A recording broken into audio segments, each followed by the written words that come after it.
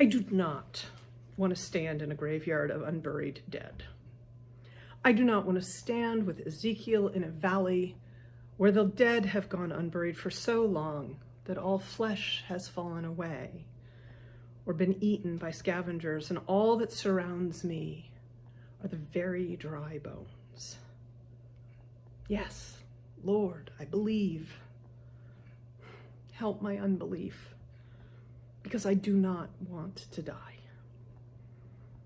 I believe in the resurrection with all my heart, but I don't want it to happen to me. I'd just like to skip death altogether, all the messiness and pain, and get to the other side. I do not want to die alone on a ventilator, with no one who loves me at my side, with only dear, loving, patient, exhausted nurses and doctors in their protective gear, keeping themselves safe from my death.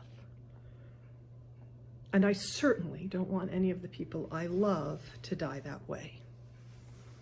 Now, I'm pretty sure that I'm not the only one who feels like this, or there wouldn't be so many of us cooped up in our homes and making social distancing work.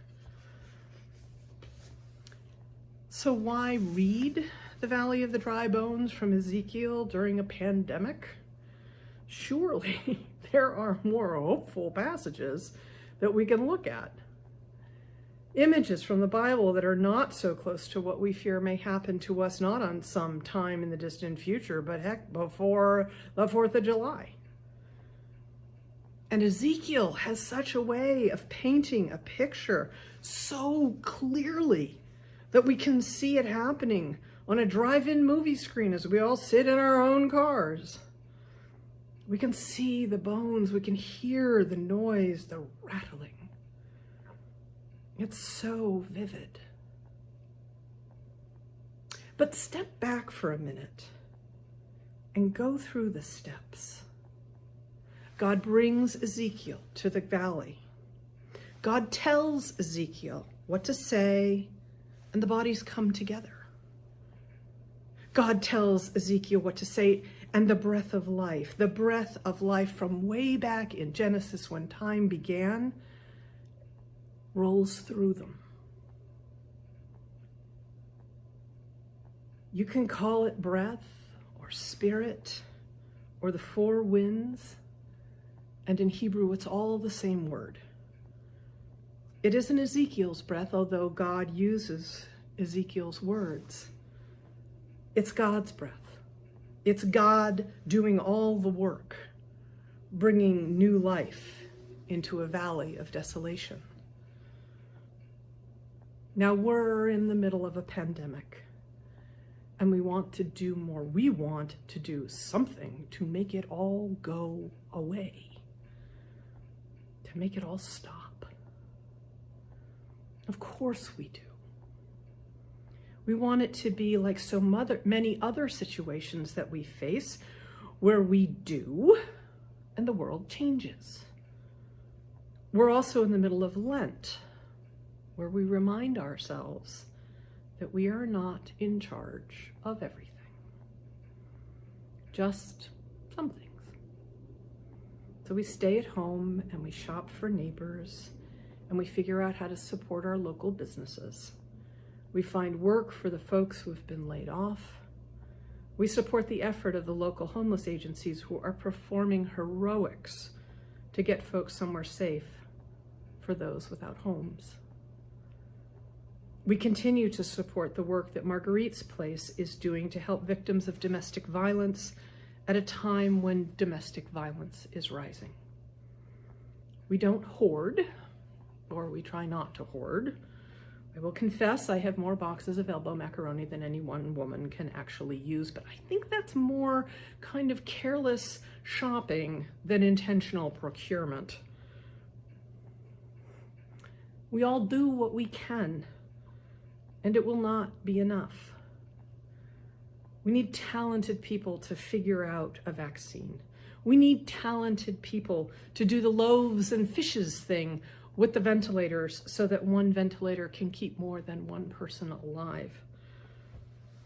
We can do all those things, and it will not be enough. Because God is who can bring the newness and the hope into a situation we cannot solve ourselves. And that is the message of Lent. Do what you can, but never forget that only God is all-powerful. But notice this too in today's reading. When God has brought life to those dry, rattling bones, God explains whose bones those are. These bones are the whole house of Israel. They say, our bones are dried up and our hope is lost. We are cut off completely. These are not the ones who were slain, but those who have survived and been sent into exile. They are the ones far from the life they had known and that they had fallen into despair. They despair because they have convinced themselves that God is absent from them, that God has written them off. Now, as a prophet, Ezekiel is responding to this despair with a simple and clear message. God is as near as your next breath. God is the breath of life, the wind from all four corners of the world. Just breathe, and God will be with you. Sure, they are all still facing great loss, still facing a present in exile that they do not want and did not choose. But God is with them. And that is the message of Lent too. God is with you, even when you least believe it.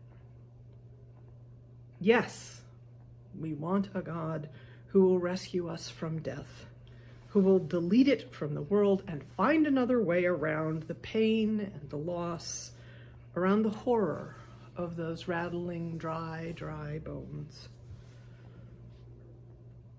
But what we have is a God who resurrects us from the dead, who puts an end to death by going straight through it instead of dancing around it. God creates life in the middle of grief, love in the middle of loss, faith in the middle of despair. We can do none of those things on our own. God does that for us. God resurrects us from our big and little deaths as individuals and as a community. God shows us by example that the only way, the only road to Easter runs smack through Good Friday. We may not want to die. We may not want to stand in a graveyard. But the message from God is the only way to get out on the other side is to go through. To breathe the breath of life that has been there from the beginning. To breathe the breath of life that is always there, even when we are most sure that we are all alone and God has abandoned us. Even when we are most sure that we are the most worth abandoning. Breathe the breath of life in all its strength and power. We must act as best we can. We must recognize that God is what brings new life to situations we cannot solve on our own. I am the resurrection and the life, Jesus says. Not, I will be. Jesus says, I am. Right now, right here, in the face of death itself. The message of Lent is to breathe that truth straight through the rattling, dry valleys of our lives.